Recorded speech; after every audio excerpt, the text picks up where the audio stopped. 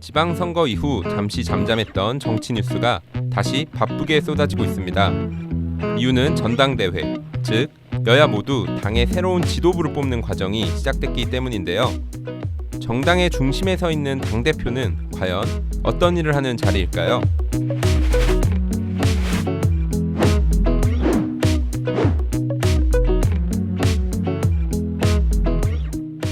잠룡들의 주요 포지션 중 하나인 당대표를 뽑는 전당대회가 다가오고 있습니다. 당대표는 말 그대로 당을 대표하는 정당의 1인자라고 볼 수 있는데요. 이번 영상에서는 당대표의 역할에 대해 간단하게 설명해 보겠습니다. 먼저 당대표의 정확한 명칭부터 살펴볼까요? 당대표의 정식 명칭은 대표 최고위원입니다. 따라서 당대표를 알기 위해서는 먼저 최고위원을 알아야 합니다. 여러분들이 잘 알고 계시는 정당들은 일반적으로 최고위원회를 통해 운영됩니다. 최고위원회는 보통 9명에서 10명으로 구성되며 최고위원들은 전당대회에서 투표를 통해 선출됩니다. 최고위원은 당의 직책이기 때문에 국회의원이 아니더라도 당원이라면 누구나 될 수 있습니다. 전당대회가 열리면 여러 후보들이 당의 지도부에 도전하기 위해 출마하는데요. 이 중 가장 많은 득표수를 받은 1위 후보가 대표 최고위원, 즉 당대표가 됩니다. 그 다음 2위에서 5위까지 득표한 4명의 후보가 최고위원이 되고 당대표가 추가로 2명을 최고위원으로 지명합니다. 여기에 원내대표와 정책위의장이 자동으로 추가되어 총 9인의 최고위원회가 구성됩니다. 그럼 이렇게 전당대회에서 선출된 당대표와 최고위원들은 어떤 일을 할까요? 당대표가 하는 일은 크게 두 가지로 정리할 수 있습니다. 첫 번째는 입장을 정하는 것이고 두 번째는 사람을 정하는 것입니다. 첫 번째부터 살펴보면 당대표는 여러 이슈에 대한 당의 입장, 즉 당론을 결정하는 역할을 합니다. 가까운 사례를 찾아보자면 최근에는 북미 정상회담이라는 초대형 이슈가 있었는데요. 같은 이슈를 놓고도 여야가 정반대의 입장을 발표했습니다. 추미애 민주당 대표는 냉전에 마침표를 찍을 변화가 시작됐다라고 평한 반면에 홍준표 전 자유한국당 대표는 김정은에 노란한 실패한 회담이다라고 밝혔습니다.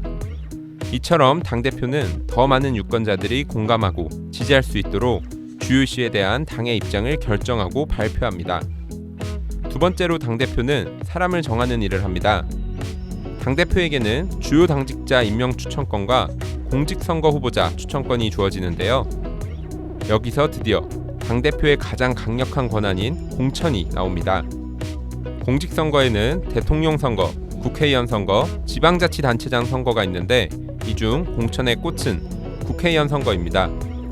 국회의원은 지역구 의원과 당에 대한 지지에 비례해서 뽑히는 비례대표 의원으로 나뉘는데요.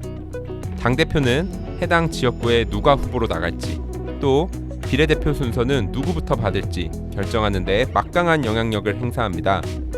재미있는 것은 각 정당별로 비례대표 안정권이라는 것이 존재하는데요.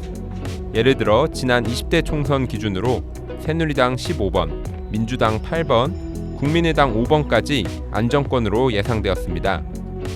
즉, 새누리당 당대표는 15명까지 원하는 사람을 국회의원으로 만들 수 있었다는 뜻이죠.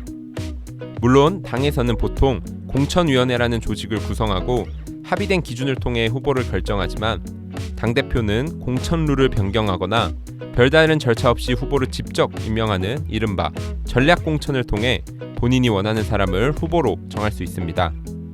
이 때문에 공천 시기의 당대표는 그야말로 갑 중 갑이라고 볼 수 있습니다. 당대표는 임기가 2년이기 때문에 모든 당대표가 기간 내 총선을 치르는 것은 아닙니다. 그러나 이번에 선출되는 당대표는 2020년 총선에 공천을 행사하기 때문에 특별히 더 중요한 의미를 갖습니다. 다음 총선에서 공천을 받을 후보들의 성적은 당대표와 당의 미래를 결정짓는 아주 중요한 요인이 될 것입니다.